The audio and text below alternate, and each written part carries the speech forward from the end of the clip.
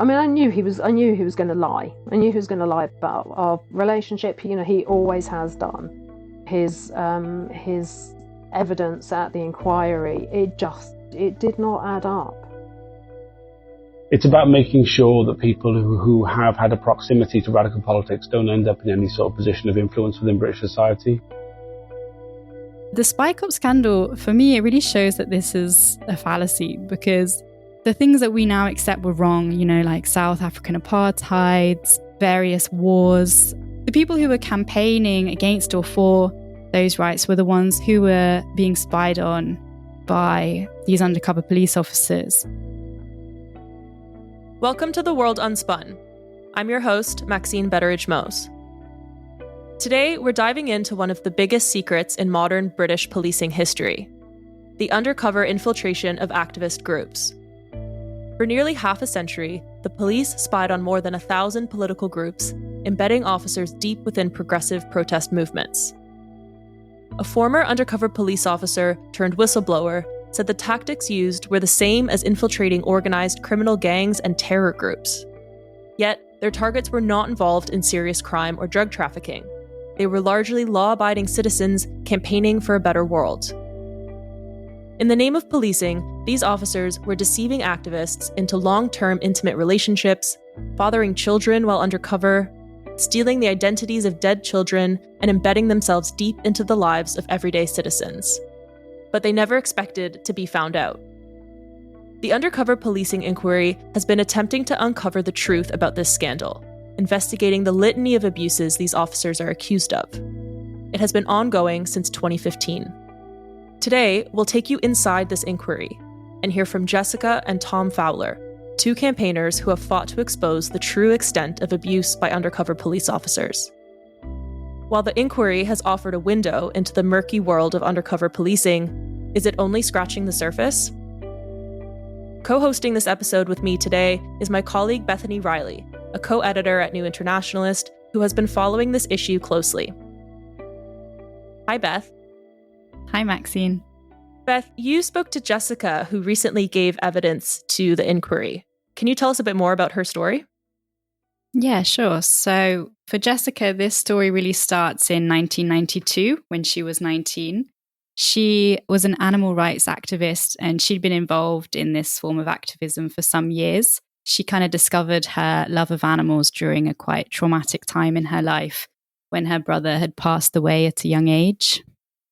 It was a bit of a release for me from sort of, you know, the difficulties of you know, being at home and obviously, you know, being a really difficult time. And so I volunteered at a local animal sanctuary. And from there, I went sabbing for the first time, hunt sabbing for the first time. And yeah, haven't really looked back. She would travel every week. She lived outside of London. She'd travel into the capital every weekend, handing out leaflets outside Boots, which is a big pharmacy brand, and McDonald's against animal cruelty. And she also joined a hunt saboteur group. These are kind of groups of activists who actively try to disrupt fox hunts in the British countryside by laying fake trails and getting in the way. And yeah, they're often sort of beaten and trampled on by horses and the riders. So it's quite an intense form of activism. It was shortly after that she moved out of her parents' home to London. And that is when she met Andy Davey, an unassuming and kind of awkward fellow animal rights activist. He had a van, so he kind of earned the name Andy Van and was seen as someone useful to the movement because he would ferry people around. And they got to know each other in quite a bizarre way, in that he kept turning up to her flat uninvited. At this point, I lived in a house with several other animal rights people. And, you know, so they all knew him. But he would come round and it would be late in an evening. And he was very reluctant to go. And, you know, so it was a joke with other people in the house. You know, we'd be, oh God, here he comes again. And, you know, and then someone else will say, you know, well, you invited him, I didn't. We said, no, actually, I didn't. You know, oh, it must have been so-and-so. And you'd ask them, and nobody did. So he'd just come round It was kind of on one of these nights when Davey invited himself round to her East London flat that Jessica says he first made a move on her. We were sitting in like it was actually the bedroom of one of the other people where I think she had a TV in her room. I was sat next to him sort of on her bed and turned to him. Like, it was either he had spoken to me, so I turned to answer him, or I turned to say something to him, and he just like came straight in for like a kiss. So he sort of lunged at me and just kissed me. And it was, completely out of the blue. I hadn't thought, I didn't think he thought that way about me, and I certainly didn't feel that way about him. But, it was so awkward and sort of so embarrassing. And, all I remember is that sort of, oh my God, kind of feeling, and being very aware that I didn't want to upset him. I didn't want to sort of hurt his feelings and just, push him away. And, it would have been unkind. And yeah, so just sort of out of like the sheer awkwardness and embarrassment of the situation, it seemed easier to go along with it than to sort of, to be awkward and kind of say, like, I don't feel this way about you. And their relationship lasted just over a year. He was her first boyfriend, but it then ended pretty amicably when she got to know someone else. The last she heard from him was in 1995, and she heard he'd moved to the Czech Republic to teach English or something like that, and didn't hear from him again until about 2017, when a friend rang her telling her that the group they were a part of in the 1990s had been infiltrated by an undercover police officer, or multiple undercover police officers, and one of them was Andy. It was a huge shock. And, I think the first thing you kind of think of is like, oh my God, so literally, the police were in our house. And then it's sort of, you then think, well, not just my house, he was in my bed, and then I was sleeping with him. And it's like, how many, did he, who else knew? And then suddenly it's like, it's not, I felt like I hadn't just had the relationship with him. It felt like there was a load of, of other officers or his bosses and that knew more about my relationship than I, wanted anybody to. And, and then I remember sort of when I was staying at his flat thinking, well, was there cameras? Were we recorded? And then remembering he'd come to my house, so he'd met my parents. But it was, really, I think it was, it was the sex part that was, that was the worst part, because also then finding out, he wasn't 24, like he told me he was, he was 32. And, it was disgusting, and I have to felt, I felt totally ashamed and disgusted by it and sort of dirty. And he was married, and apparently him and his wife were trying for a baby around this time as well. When I initially found out, and before sort of the story went public about him, I was quite convinced that I was going to be murdered. So when I would go up to London to see my lawyers, I would, I'm still like it now. I don't, I stand right at the back of the tube and make sure there's no one behind me, because I really thought I was going to be pushed in front of a train. So, it destroyed so much, so much of sort of the life that I'd made. I was just about to start a new business, and, I couldn't even think about that. It destroyed my friendships with people, because, I think initially I had to then decide, like, all the people that I knew, I had to like work out when did I know them? How long have I known them? Are they who they say they are? And, I think I went sort of for the default position of I can't trust anyone.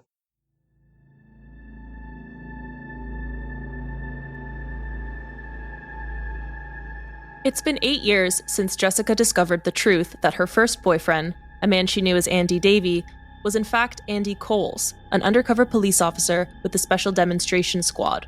This is a secret unit within London's Metropolitan Police that spied on activist groups for more than 40 years, targeting more than 1,000 groups. Andy was not 24, as he told her, but 32, and married. Since then, Jessica has been waiting for answers and justice. Why was she targeted? Who within the police knew about her relationship, and was it sanctioned by senior officers? Last December, it was finally time for Coles to be questioned on his conduct at the Undercover Policing Inquiry in London. Beth, you were there. Can you give us a brief overview of the inquiry and what you found out during Coles' evidence? Yeah, so Coles is one of 140 officers whose conduct is being examined by the ongoing inquiry, which is currently taking place in central London.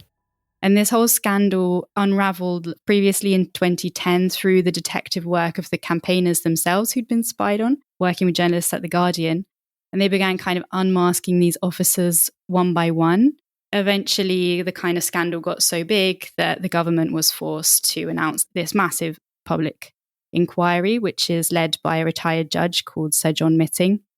And it began then hearing evidence in 2020, which is when I started going along to cover the hearings. It's a huge inquiry, so it's looking at the beginning from 1968 when the Special Demonstration Squad was opened, and it's kind of starting at that point and going in chronological order up until 2008. And through the inquiry so far and the work of the campaigners, we know that the SDS was started back in 1968 to gather intelligence on anti-Vietnam War activists. This unit continued to spy on activists for another 40 years, and it spread out who it spied on, ranging from anti-racism activists to anti-apartheid, women's liberation, anti-war trade unions. So Coles is now in his 60s. He came to give his evidence wearing black glasses. He's balding. He was kind of softly spoken, has a posh English accent, quite deadpan, really. So he was questioned for 2 days. We heard how he first entered the activist scene in 1991. He infiltrated peace activist groups first and then moved on to the animal rights movement. And he believed Jessica was a member of the Animal Liberation Front, the ALF, and told the inquiry that was why he tried to get closer to her and her friends. This was a group that was very active during this time and also in the 80s. And they kind of do these big actions, freeing animals from battery hen farms and animal testing labs. And over these 2 days, he didn't really give away very much. So I'm afraid Jessica and other activists he spied on didn't get much in the way of answers from him. What was quite striking, really, were what appeared to be inconsistencies and contradictions in his evidence, which the counsel to the inquiry, David Barr, repeatedly called him up on during the hearings over the 2 days. Why, in a statement, the truth of which you confirmed to me this morning, did you say you did not share a bed with Jessica in her East London address? And are you now telling me on oath that, in fact, you did? Coles has always denied that the relationship with Jessica happened. And he told a local paper shortly after he was unmasked in 2017 that the relationship had never happened. And he maintained this in his witness statement to the inquiry and also in oral evidence during the hearings. And this is actually despite the fact that the Metropolitan Police itself has acknowledged that the relationship between him and Jessica did happen. But he appeared to change his story when he was giving evidence back in December, after saying in his witness statement that he had never shared a bed with Jessica. He later said that he had, but only on one occasion. He then said it was actually Jessica who had first made a move on him, and he had to pretend to be in a relationship with her to maintain his cover. And so he simply, quote, went along with it. He maintained, however, throughout his oral evidence at the inquiry that they were never intimate with one another, that he had refused her advances, actually by telling her that they couldn't have sex because there were no vegan condoms available at the time. So it was quite difficult to watch this, him kind of denying everything that Jessica has been saying. And she was sitting behind me in the public gallery during the evidence sessions for the whole of the 2 days. And I would turn around every now and again, and she often had her head in her hands. And Jessica wasn't even the only woman to accuse Andy Coles of making unwanted sexual advances. Is that right?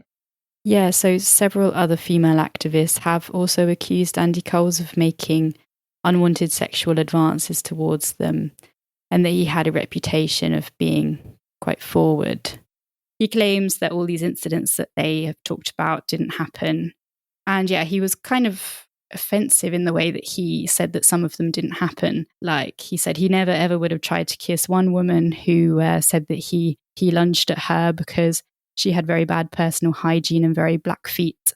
But yeah, I think it's safe to say that David Barr, the counsel to the inquiry, wasn't very convinced by what he heard. Can I ask you in the round? Now, I've put a great deal of evidence which is adverse to you about your behaviour towards female activists. Why is there so much evidence if it's all untrue according to you? The allegations are significant because I was able to infiltrate the organisation and largely ruin their parade. Also at the time was Deputy Police and Crime Commissioner for Cambridgeshire and a Conservative politician, so utter anathema. The best attack you can have is to be attacked in this way, with your character being rubbished and your behaviour being called into question. And it's all of a similar sort of ilk about me being inappropriate with women, having relationships with women that I didn't have.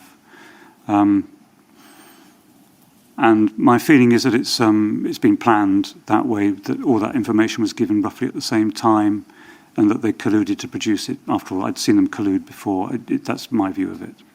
So, a massive conspiracy and... Not a massive conspiracy, just a few people colluding together. A few people conspiring together. Exactly. And giving false evidence to this inquiry. Yeah. So the inquiry revealed pretty disturbing notes from Coles at the time of his deployment, where he described activists in these sexist and inappropriate ways, as you've described. Can you sort of explain what these reports suggest about the culture of surveillance within these police units? Yeah, so all these reports were kind of pulled up and shown to us and shown to Coles. And in a lot of the intelligence that he wrote about his targets, there would include details like describing women's appearances. So he called one strikingly attractive.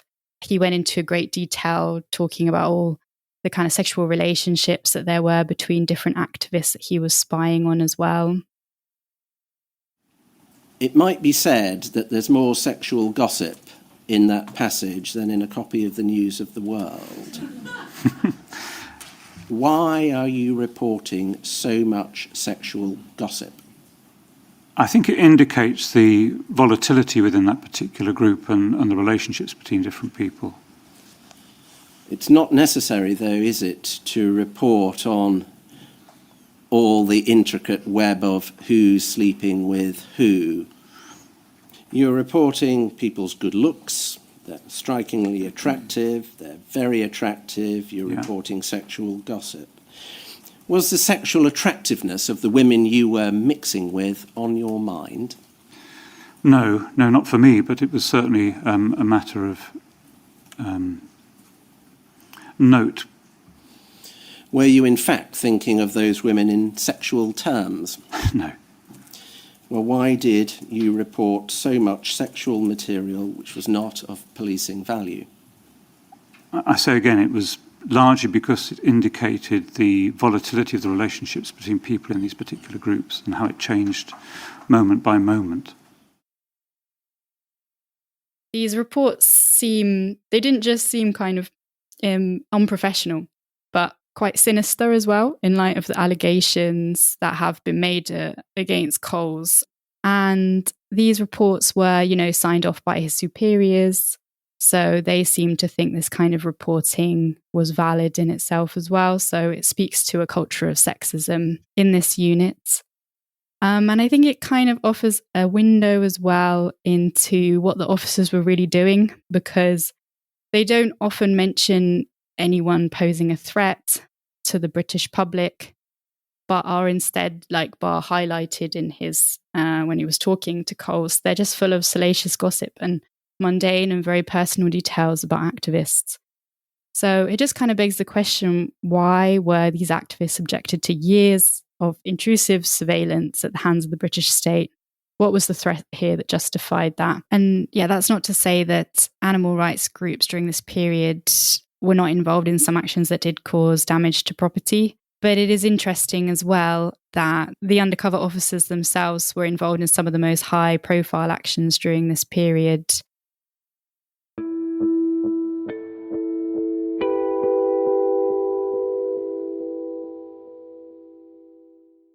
Hi, I'm Amy Hall, and I'm one of the co-editors at New Internationalist magazine. I wanted to take a minute to thank our amazing global network of journalists who cover the stories that the mainstream media ignores, from every continent. It's down to them that New Internationalist has been able to platform these alternative perspectives for more than 50 years and give a human face to the news. To get more of our reporting and analysis directly to your door or inbox, please consider subscribing to New Internationalist via the link in our show notes, subscribe.newint.org.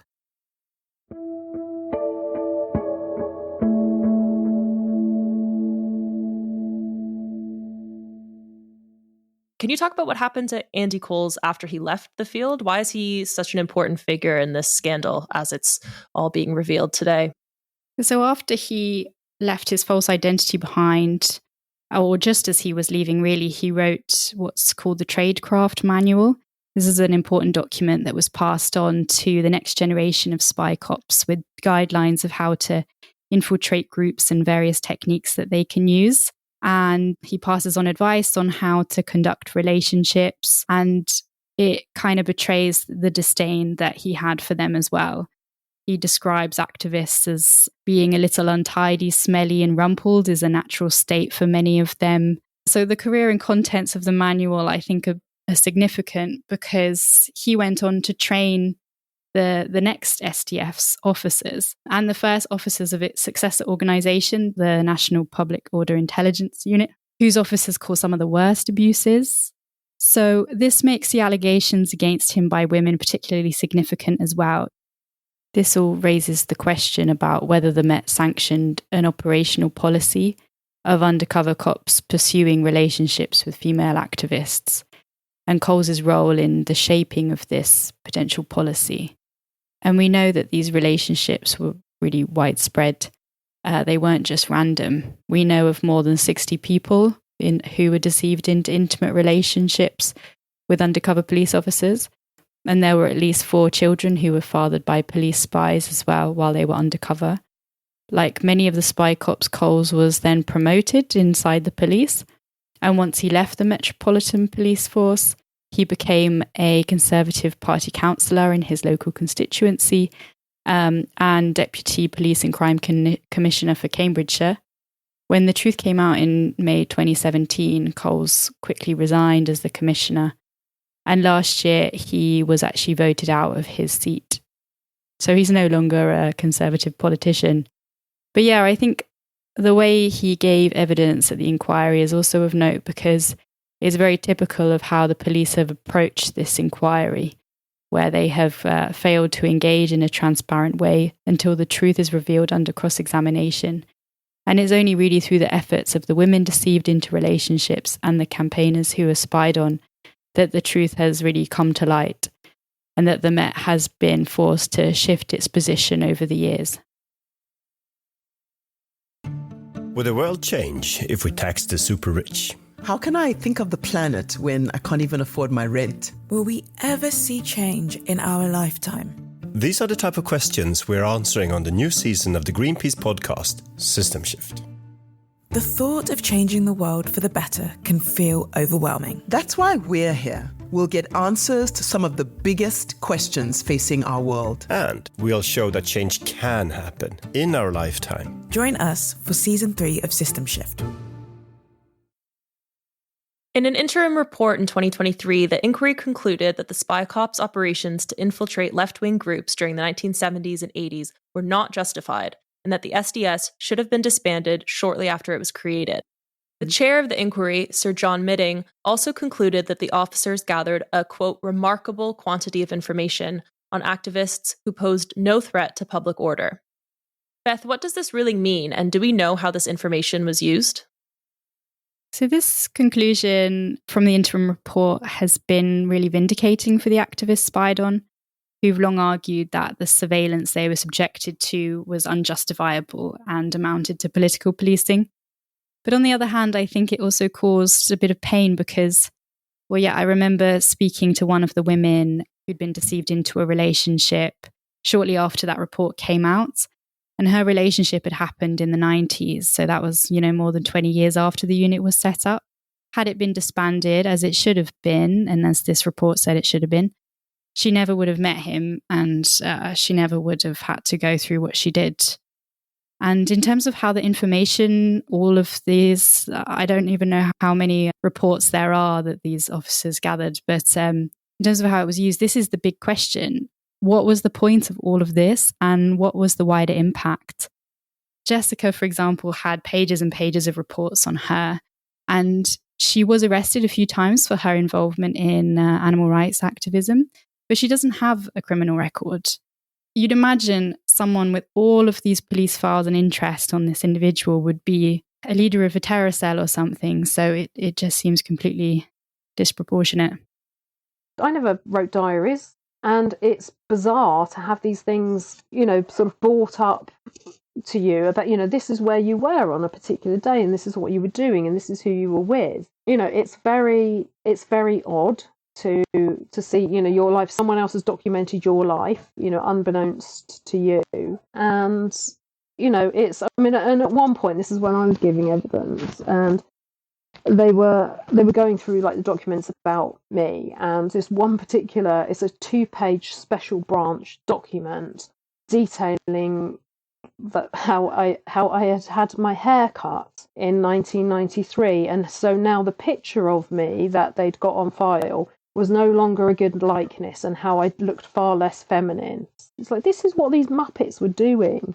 It's like this is the special branch, secret unit of special branch, and their reports on people having their hair cut. Some of the campaigners spied on believe that the operations were part of a kind of wider secret state apparatus to essentially oppress progressive movements in Britain. And at the inquiry, I also spoke to activist Tom Fowler about this. Tom was spied on by a police officer called Marco Jacobs in the 2000s when he was part of an anarchist group in South Wales. Tom now kind of campaigns mostly to expose the extent of Spycops abuse. And he's often at the hearings of the inquiry, kind of like live tweeting the proceedings. He also has a podcast as well. And through this, he breaks down can be quite dry information into more digestible information for a wider audience. I asked him what he believed the state did with all this information that it gathered on citizens and why it did it. It's all about lists, right? It's about these huge lists of names, addresses, contacts. It's about mapping the social networks from an era before we had, social media or anything like that. It's about mapping those connections and feeding all that information into vetting, blacklisting. It's about making sure that people who have had a proximity to radical politics don't end up in any sort of position of influence within British society, whether that's the civil service, whether that's the BBC, any area in which the state has the opportunity to block people from whether getting a job in the first place or rising within the ranks once they're there. There's a reason why we do not see the fairly dominant political positions of the late 60s, the New Left, didn't filter into the rest of British society in any meaningful way. The lack of institutional influence of the left on British society in general. At the same time, when the far right is left alone, and the way in which we've seen a very marginal far right movement in Britain rise to prominence and now dictate the agenda of daily politics in this country. I don't even have to name it. We all know what I'm on about. The rise of Farageism and everything associated with that, which has been facilitated by the establishment, but also just being allowed to flourish over the decades whilst the left was crushed. It had a huge impact.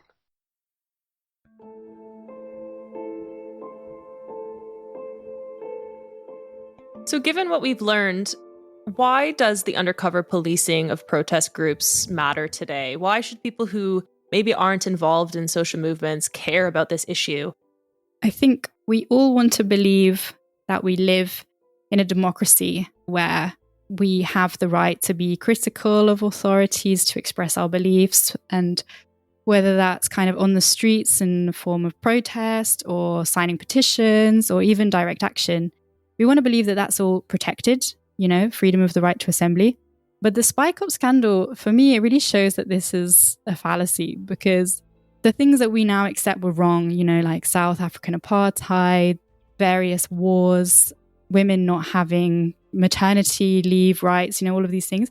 The people who were campaigning against or for those rights were the ones who were being spied on by these undercover police officers. And there's a quote that's always stuck out to me from one of the victims of state surveillance. She was this housewife who, in the 1970s, started having these nightmares about a nuclear apocalypse. This was kind of during the height of the Cold War. And she then started campaigning for nuclear disarmament with the group CND. She was interviewed by the BBC, and what she told them when she found out that she'd been spied on was, it was like going through a looking glass into another universe. And I'd naively thought that in a democracy you could challenge government policy. And what I found was, if you look like being too effective at that, then the machinery of the state would turn on you. And it was a denial of what this country was supposed to be being kept safe for.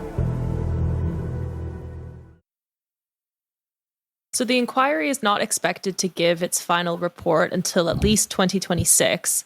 What do the victims of police spying want from this process, and do they have much hope that it will eventually get to the truth? There's been a lot of concerns about how the inquiry has been managed.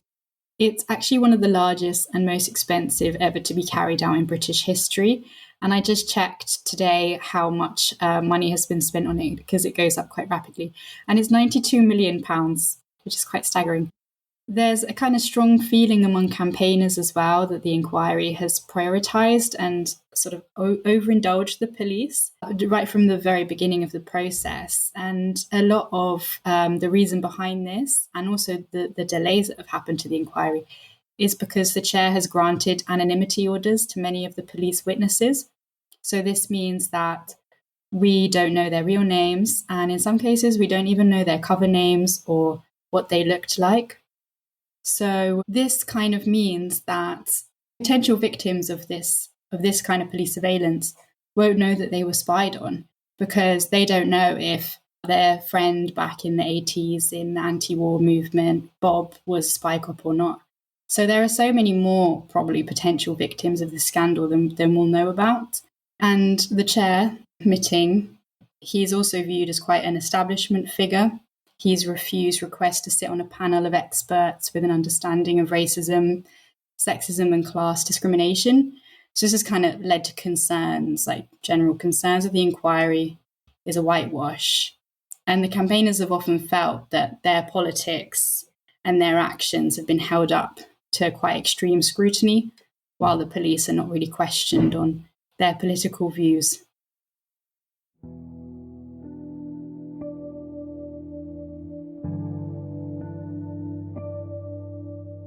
And there's also a very strong feeling that the inquiry has only really scratched the surface of the scandal. But I think those two just represent a very, very small part of the wider infrastructure of repression that the British state employs. I mean, I think that goes, not just within the police force, it's within the security services, it's within the MOD, it's within the Cabinet Office. The inquiry is only limited to England and Wales. There is an internationalist element to all forms of this kind of repressive political policing that the British state does. We've seen them export the model to numerous Middle Eastern states and elsewhere. What they got up to, the size of it, the scope of it, the way in which it directed and manipulated political movements across the globe is, we've barely begun in terms of exposing that. So it will now, as I said, it's kind of going in chronological order. It will now move on to operations between 1993 and 2007. In terms of what the campaigners want from this process, for Tom, he would like to see wider change in the way that people view the police completely. I want to see the units, the personnel within the units, the whole sort of facade come down. I want to see it collapse. I want the police to be shown for the repressive political force that they are within British society. I want the respectability to disappear from them. I mean, I think we live in a time when the wider reality of the police is starting to become noticed. We're finally getting to a time where large numbers of police officers are standing trial for wrongdoings. Police officers actually lose their jobs, lose their pensions now at a rate which we haven't seen ever before. I'd like this to be part of a wider reckoning with British policing, and how fundamentally flawed it is, not just in terms of political policing, but in terms of criminal policing as well. And that's not to take the side of criminals against the law-abiding members of the public or anything ridiculous like that, but just to have a realistic sense of what the actual British police force actually does with a lot of these things, and how they engage in criminality on an industrial scale themselves, and really sort of laying that bare.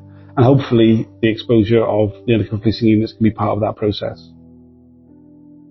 And for Jessica, I think she was definitely left with more questions than answers after Andy Coles' evidence, but she'd like to know the real scale of what these officers did, and believes that there are far worse abuses that took place than have been revealed so far.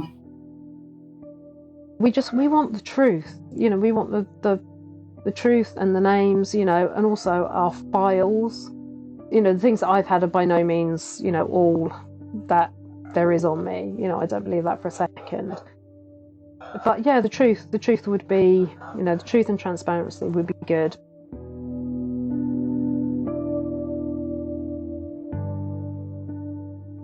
In this episode, you heard from Jessica, the name used by the woman who was deceived into a relationship with Andy Coles, as well as Tom Fowler, the host of the Spycops Info podcast. We went to Mr. Coles' lawyer about this episode, including the inconsistencies in his evidence. He said that Mr. Coles has been and continues to cooperate fully with the inquiry, and that he believes that the inquiry is the appropriate place for these matters to be addressed, and therefore would not be commenting further. Andy Coles has denied that he had an intimate relationship with Jessica in the 1990s and has previously dismissed her claims as, quote, lurid. My co-host today was Bethany Rielly, a co-editor at New Internationalist. You can read Beth's work on covering the Spycops scandal via the links in our show notes. That's it from us. This episode was hosted and produced by me, Maxine Betteridge-Moes. I'm the digital editor at New Internationalist. Our theme music has been produced by Rafanell-Williams, and our logo design is by Fouz. Audio editing is by Nazik Hamza. Thanks for listening, and we'll see you next time.